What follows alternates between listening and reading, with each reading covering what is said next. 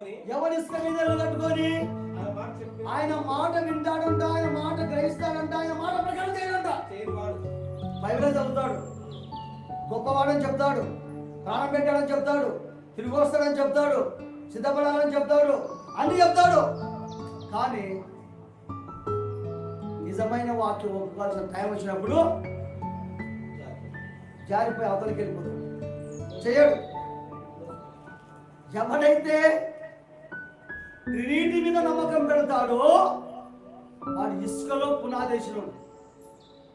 ఎవరైతే ముగ్గులో నమ్మకలుగుతారో వాడు దేవుని మాట అతిక్రమించిన వాడు. వాడు ఇసుకలో పునాది వేసి బుద్ధిమంతుడా, లేఖనములో లేదని నమ్మే ప్రతివాడు బుద్ధిహీనుడు. బుద్ధిహీనుడు పోలి ఉన్న